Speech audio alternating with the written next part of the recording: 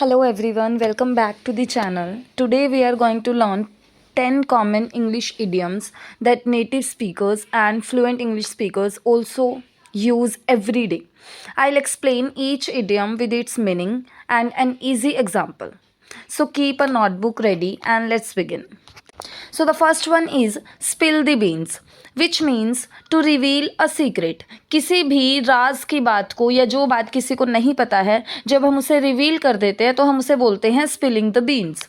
For example, don't spill the beans about the surprise party. Clear. Next one is a piece of cake. जैसा कि नाम से ही पता चल रहा है, अ पीस ऑफ केक मतलब बहुत कुछ easy. So the meaning is something that is very easy to do. जब भी आपको कोई काम बहुत ईजी लगे कि ये काम तो मेरे बाएं हाथ का खेल है, so you can say this work is like a piece of cake for me. So for example, the test was piece of cake for her. Next one is cost an arm and a leg. तो आप देखो, अब आप इनको learn कैसे रख सकते हो, इन्हीं में ये एक ट्रिक है. Cost an arm and a leg, तो मतलब कोई चीज़ इतनी कॉस्टली है, इतनी एक्सपेंसिव है कि एक आर्म और लेग जितनी कॉस्ट पड़ रही है उसकी. ठीक है, तो मीनिंग भी सेम है, very expensive. Example, that handbag cost an arm and a leg. जब भी आपको कोई चीज़ बहुत ज़्यादा एक्सपेंसिव लगे, at that time you can say this cost an arm and a leg to me. Clear. Next is pull yourself together. अब अपने आप को एक साथ ले आना, मतलब कि अपने आप को काम डाउन कर लेना. To calm down and regain control of your emotions. For example, take a deep breath and pull yourself together before the interview. Interview से पहले अपने आप को काम डाउन करो. So pull yourself together. Next is miss the boat. आप word से समझो कि मिस द बोट, आपने कोई बोट मिस कर दी, यानी कि आपने कोई अपॉर्चुनिटी मिस कर दी. So the meaning is to miss an opportunity. For example, apply today और you will miss the boat. तो जब भी कुछ ऐसे डेडलाइन हो किसी चीज़ की, तो उस टाइम पे आप यूज़ कर सकते हो इसे, that do this work right now और you will miss the boat. Next is under the weather. अगर हम इसे वेदर से ही लेके चले, वेदर है अभी कोई, ठीक है, अभी गर्मी है, सर्दी है, और आपका जो भी उस टाइम पर आपका जो बॉडी टेम्परेचर होना चाहिए, आपकी वो कंडीशन नहीं है, उससे बिलो है, तो मतलब आप बीमार हो. सो मीनिंग भी सेम है, फीलिंग स्लाइटली सिक और अनवेल. क्लियर. अगर आप इनको इस तरह से ट्रिक से रिलेट करके करोगे लर्न, तो आपको लर्न हो जाएगी. किसी भी एक वर्ड को आपको हर एक इडियम से, प्रोवर्ब से किसी एक वर्ड को पकड़ना होता है और उसको अपने माइंड में कोई स्टोरी बना के बिठा लेना होता है, तो उसके बाद आप उसे कभी नहीं भूलोगे. So the meaning is feeling slightly sick or unwell. Example, I am feeling under the weather today, so I'll stay home. Next is bite the bullet. अब देखो, बुलेट को बाइट करना इजी है क्या?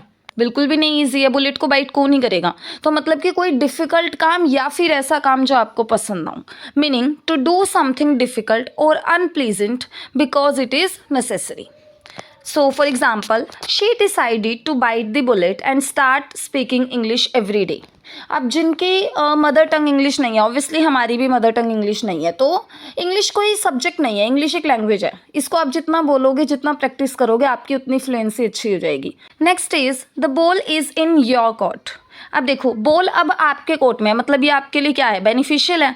तो meaning it is your turn to make a decision और take an action. तो मतलब अब बॉल आपके कोर्ट में है, अब आप जो कहोगे वो होगा. आप इस टाइम पर डिसीजन ले सकते हो, एक्शन ले सकते हो. Clear. Example, I have shared my proposal, now the ball is in your court. मतलब कि मैंने आपके सामने प्रपोजल रख दिया है, अब आपके ऊपर ये चीज़ है कि आपको हाँ करना है या ना करना है. So the ball is in your court now. Clear. Next is beat around the Bush.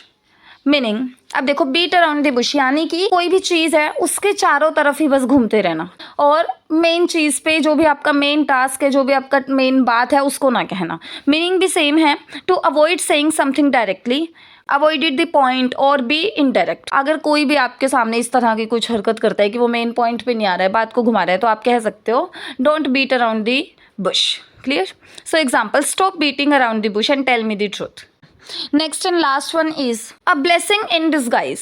अब ब्लेसिंग होती है बहुत अच्छी चीज़, डिस्गाइज होता है भेस में, ठीक है, या फिर कोई बुरी चीज़ के भेस में. ठीक है, इसका मतलब क्या हो सकता है कि कोई अच्छी चीज़ आपकी लाइफ में आ रही थी, लेकिन वो स्टार्टिंग में आपको बहुत बुरी लग रही थी. So meaning something that seems bad at first, जो शुरू में आपको बुरा लगे but later turns out to be good, लेकिन बाद में अच्छा हो जाए.